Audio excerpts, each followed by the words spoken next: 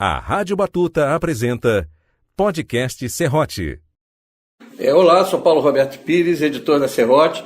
Estou aqui com o Guilherme Freitas, que é o editor assistente da revista, para uma conversa com a Beatriz Rezende. A Beatriz Rezende é uma das mais importantes estudiosas de Lima Barreto, importante por uma leitura, por ler partes da obra do Lima Barreto que ninguém lia numa época, ou seja, os diários, toda a crônica, toda a marginália, que passou a ser lida sistematicamente a partir dos anos 80, dos anos 90, e ela está lançando agora o Impressões de Leitura e Outros Textos Críticos, que é a organização dos textos do Lima, que não são nem os textos de ficção, é óbvio, mas também não são os textos de crônica.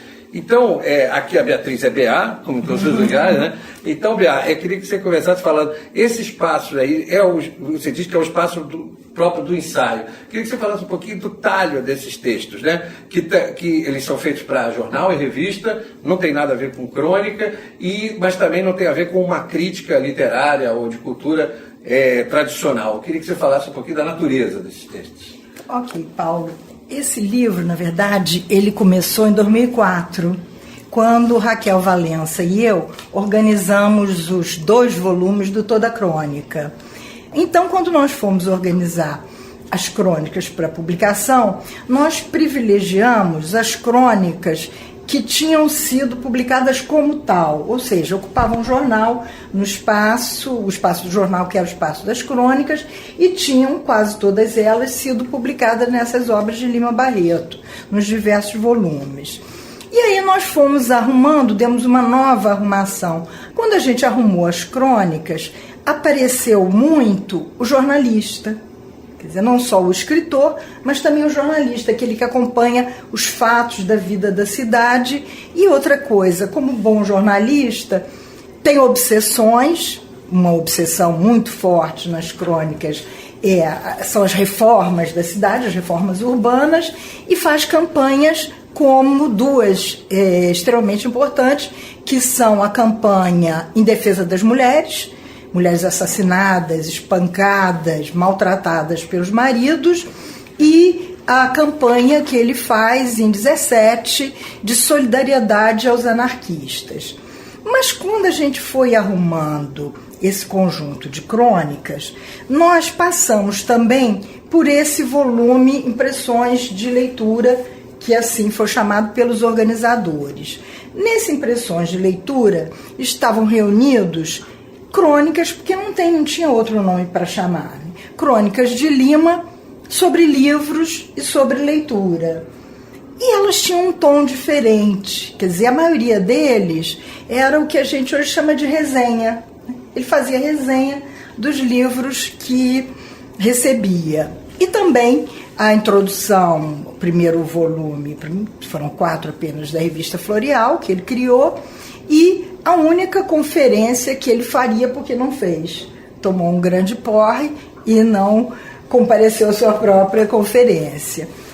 E nos textos desse Lima crítico, ou desse Lima ensaísta, quais são as maiores preocupações dele? Há várias preocupações interessantes. A primeira é a que atravessa a obra toda. A defesa dos excluídos, a preocupação com a justiça, a preocupação com a igualdade.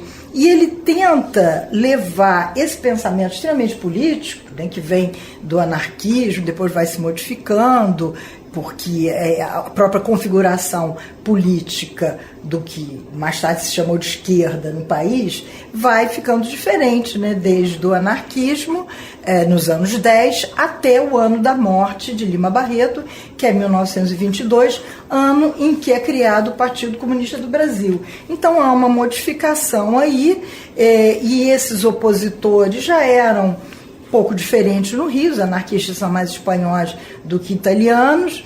Então, essa preocupação com a igualdade, com a justiça, ele tenta transpor para a literatura como uma finalidade, como uma tarefa. Quando ele fala, e ele usa às vezes essa expressão de uma literatura militante, mas no mais das vezes essa expressão foi atribuída a ele do que usada por ele. Quando ele fala numa literatura militante, não tem o sentido que vai ter depois, nos anos 30, nos anos 50, que é atrelar a literatura a partido político ou a uma posição definida. O que ele quer falar com militante é que trabalha pela causa dos homens, que trabalha pela justiça social, que é o que ele faz a vida inteira. Então essa é uma característica muito forte aí. Eu acho que tem uma coisa que dá para perceber, que ele é às vezes é quase um estilista da agressividade, né? Assim, a coisa de fazer o Coelho Neto um inimigo, né? E eu lembrei a história que o Oswaldo falava, Coelho Avô, né? Chamava o Coelho Neto de Coelho Avô, que tinha um grande passado pela frente, né? E ele fazia o Coelho Neto um inimigo. Ele tinha aquela obsessão por o bairro de Botafogo, simbolizando toda a burguesia pior, de pior espécie, mas ele é um cara cheio de arestas.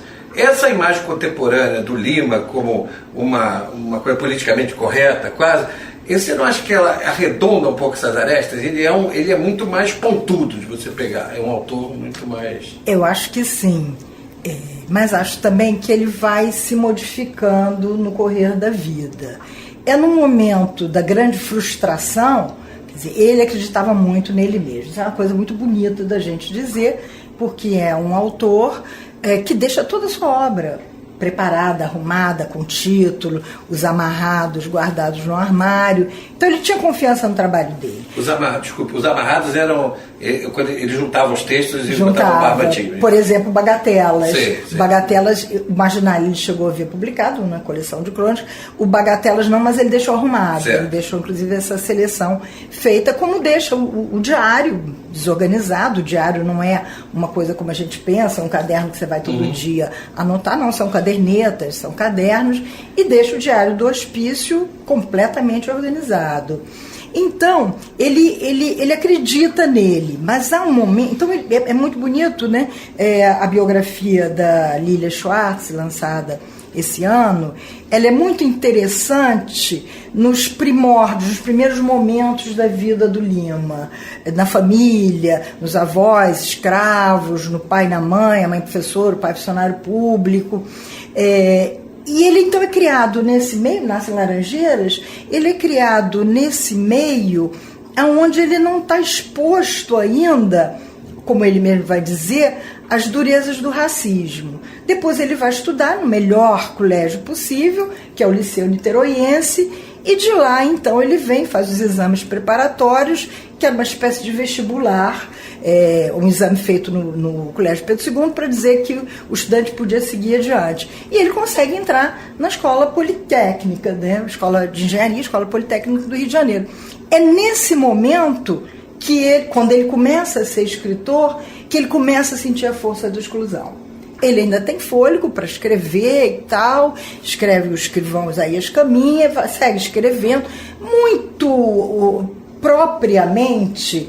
Ele escolhe estrear não pelo primeiro livro, que é o Gonzaga de Sá, mas pelo escrivão. Só que o que ele pretendia era que criasse uma polêmica, é a época das polêmicas, mas a resposta, sobretudo do Correio da Manhã, não é a polêmica, é o silêncio. Então, esses primeiros momentos em que ele vai fazendo seus romances, o Policarpo Quaresma é publicado em livro em 15, então, na verdade, é um período pequeno de tempo. Ele cria o mais importante da sua obra e não vê resultado. É esse momento que ele é absolutamente feroz. Aí ele bate na República, bate na elite, bate nos intelectuais. 17, ele cria uma nova com a Revolução Russa, com o crescimento do socialismo, com as repercussões no Brasil, pouco depois com a greve geral. Então ele acredita ainda no ideário dele.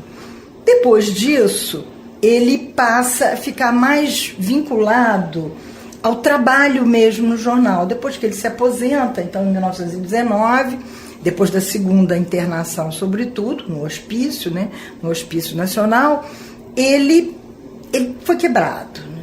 A força do sistema, a exclusão maior, né, que é social, pela loucura, ele sai quebrado. Mas ele sai também com uma certa abertura para ver outras coisas. Por um lado ele está quebrado, por outro lado ele começa a desenvolver uma espécie de ternura. E é muito bonito isso. E é nesses momentos em que, quando ele deixa um pouco aquela força combativa, ótima, aliás, que a gente gosta muito, porque a gente precisa de gente que diga as verdades, sobretudo às elites e aos poderosos, mas quando isso passa, ele vai desenvolvendo um lado que está muito lindo nesse livro. É quando ele começa a ficar muito solidário aos jovens escritores, aos iniciantes, aqueles que estão publicando seu primeiro livro. E aí ele faz críticas, crônicas críticas, com paciência, bonitas. Ele é assim com Monteiro Lobato. Quer dizer, o grande nome editorial que vai ser Monteiro Lobato estava começando. Tinha publicado Urupês, quando pede a ele para fazer uma crônica. Com Floreal é um pouco isso. Essa coisa do jornalista profissional faz com que, para minha surpresa, ele escreva sobre teatro, escreva sobre cultura popular, escreva sobre música, e acho muito curioso porque o conjunto dos textos mostra que ele é atento, né, aos contemporâneos dele, mas ele tem uma força intelectual muito sofisticada e faz uma ode ao Catu da Paixão Cearense, que sabemos é o autor de Luar do Sertão, Ontem ao Luar, e que é um, digamos, nunca foi bom, né? Aquilo, né? Há uma certa ternura por aquilo, mas não é bom, mas né? Ele um pouco que diz isso. Ele tem uma certa ironiazinha aqui quando ele fala, sobretudo, do fato do Catulo ficar famoso. Uhum. Mas ele gostava muito de modinha. Ele gostava do tipo de música feita pelos modinheiros, da música de violão. Ricardo Coração dos Outros é um grande personagem, do Policarpo Quaresma, porque é um tocador de violão, instrumento das pessoas mais comuns. É isso que ele gosta no Catulo. É, né? Que ele fala, sem nenhuma mescla de cultura e disciplina estrangeira, das altas classes e daquelas que imitam os gestos destas. Me parece que aí tem uma coisa também, às vezes a causa se sobrepõe à discussão, você não acha? Eu quis incluir essa crônica aqui, né, esse material. Primeiro, um certo elogio ao trabalho do Felipe, né, de arqueologia e dessas crônicas, e depois, exatamente por isso, pela coisa do jornalista que aproveita o mote. Ele faz isso em outros momentos, mas, sobretudo, quando ele escreve sobre literatura e sobre livro, ele assume um papel, aí é que está a história do ensaísta, muito peculiar, porque nós estamos vivendo aí um momento da crítica literária brasileira extremamente conservadora. Vai começar, ainda tem o Zé Veríssimo, que era um cara bacana, mas repare só, o Zé Veríssimo, que elogia, o escrivão que elogia o Policarpo, diz ao Lima, condena em Lima Barreto aquilo que ajuda a fazer a glória e a fama do Lima Barreto hoje, que é o fato de ser muito pessoal, de colocar a própria vida, que é a coisa que a crítica literária hoje, no Brasil, no mundo, na França, tá de quatro, está achando o máximo essa autoficção, como dizem alguns, ou se não é a chamada autoficção, que você tem que dizer que é você mesmo, é um tipo de ficção que coloca você mesmo, né? Que coloca a sua própria realidade. E o Zé Veríssimo diz que não pode, ficção é ficção, escritos íntimos, biografia, memórias, que era muito praticado, é outra coisa. Depois isso tudo é modificado, né? A gente vê a importância, por exemplo, dos escritos memorialísticos de um Joaquim Nabuco. Mas naquela época não. Então a gente está vivendo uma crítica literária muito conservadora, em seguida racista, vai ser toda contaminada, Silvio Romero vai ser muito contaminado por todas as teorias racistas, muito excludente em relação a tudo que não seja o que naquela época já poderia ser chamado de cânone. Por que eles estão formando cânone? Estão estabelecendo o que vai ficar. E esse cânone, é muito interessante a gente voltar e ver como o Lima Barreto tinha razão. Ele não é um cânone só de convicções literárias. Ele é um cânone também comercial, também político, e a gente não pode esquecer uma coisa que não entra muito na conversa, Coelho Neto e Olavo Bilac são os dois que criam uma espécie de literatura oficial. São eles que inventam a compra de livros pelo governo e ganham muito dinheiro com isso durante décadas.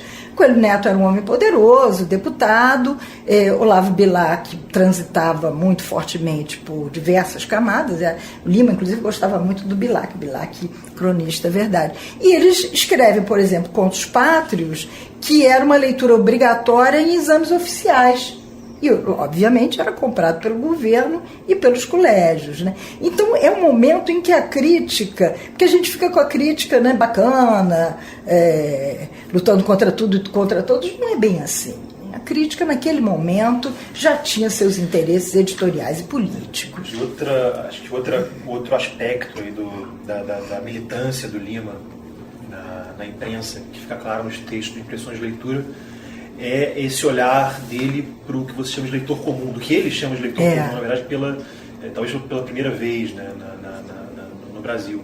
O que ele tinha em mente quando falava do leitor comum e por que isso era uma coisa tão revolucionária naquele momento? E antes da Virginia Woolf? Antes da Virginia Woolf, bastante antes até, né? Não tanto, mas antes. Mas quem era esse leitor comum? O que ele Esse pensava? leitor comum é muito curioso investigar. Eu acho que é alguma coisa que os sociólogos, historiadores deviam até investigar. Ele era muito o frequentador das livrarias onde o Lima fazia pouso. Ele era um grande frequentador de livrarias, sobretudo depois que ele se aposenta, e livrarias menores, né? Schettino, por exemplo, quer dizer, tudo menos a Garnier ou o modelo que siga a Garnier.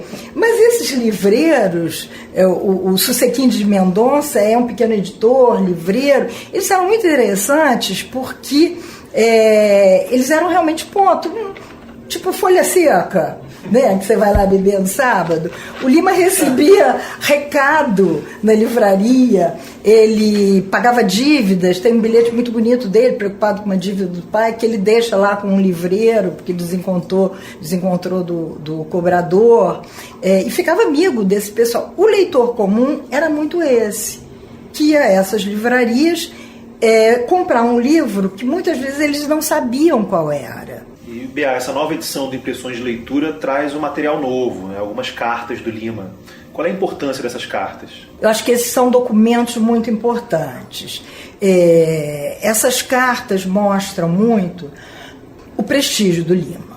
É surpreendente que um autor como Theo Filho, que vendia feito banana, no tempo que banana vendia muito, né? Pois Theo Filho pede 2 vezes a Lima que faça uma crônica na Careta sobre os livros dele. Mas nas cartas, por exemplo, tem uma carta muito bonita, porque muito gentil, a Gilca Machado. A Gilca Machado publica o seu primeiro livro de poesia e o Lima não chegou a escrever. Não sei, não estava com paciência, não teve oportunidade, pediram outra coisa na frente. E aí ele faz uma carta para Gilca Machado de puro incentivo, como faz a outros escritores, inclusive de fora do Rio de Janeiro, o Jaime Ador. E tem 2 cartas, 2 correspondentes, uma carta e uma crônica muito interessante, a dona Albertina Berta. A primeira é uma carta gentil, quando ele recebe o volume dela, né, com uma dedicatória bonita, ele agradece com muita gentileza, e depois ele desce o pau numa crônica mais adiante. Mas aí também não tem importância, ela já é uma mulher importante, ele pode descer o pau. E nessa carta, nessa segunda carta para Albertina Berta, em que ele já está quebrando o pau com ela, ele termina quase que reconhecendo o valor daquela discussão, que ele diz assim: Albertina, você vai entender que quando se tem opiniões sinceras, se tem paixão. Isso. Que é meio que um resumo também da atividade dele como militante, como intelectual público. Assim. A gente passou aqui na nossa conversa por alguns adversários famosos do Lima. O Coelho Neto, o Garnier, que merece uma crônica bastante virulento no impressões de leitura. Inimaginável no dia de hoje você comemorar agora que este editor morreu, a cultura brasileira vai lucrar bastante. É inimaginável, né? Esse importante, né? Livreiro, fazedor de opinião. Nessa ideia do Lima de que quando você tem opiniões sinceras você tem paixão, mas que tipo de intelectual público era ele? Para arrematar nossa conversa, como é que ele pensava a atuação dele no debate público? Olha, a sorte que ele deu na vida como intelectual foi a própria rejeição, né? O fato dele ser excluído permite que não aconteça com ele o que aconteceu com todos os outros intelectuais, de uma forma ou de outra. Ou pela política, vamos falar até de um homem de bem, que é o Astrogildo Pereira, mas ele é arrebatado pela questão política, pela questão partidária depois, e de alguma maneira às vezes fica menor por causa disso. Ou outros, né? Sobretudo aqueles dos grandes jornais, das grandes opiniões, aqueles que têm que puxar saco dos acadêmicos, que querem uma vaga. Talvez esse tenha sido um mal que o grande João do Rio sofreu. O João do Rio, que começa extremamente corajoso, quase que a vida inteira ele é muito corajoso, num determinado momento ele se deixa levar pela engrenagem da escrita múltipla o tempo todo e pela vaidade. Então faz algumas concessões e entra para a academia, né? Vaga que depois o Lima pleiteia e não há a menor possibilidade. Então essa exclusão completa dá a ele uma possibilidade de liberdade que os outros não tinham. Dá a Lima o pertencimento a uma turma, porque isso é muito interessante, é muito centro da cidade. Tinha a turma da Garnier, como tinha a turma de não sei o quê, a turma da Careta, a turma do Correio de Amanhã, eram grupos de jornalistas que se juntavam e ali discutiam política e tudo mais. Então ele tem esses grupos que fazem um pertencimento a ele. Mas o que ele jamais vai perder é a franqueza. Podcast Serrote. Rádio Batuta, a rádio de internet do Instituto Moreira Salles.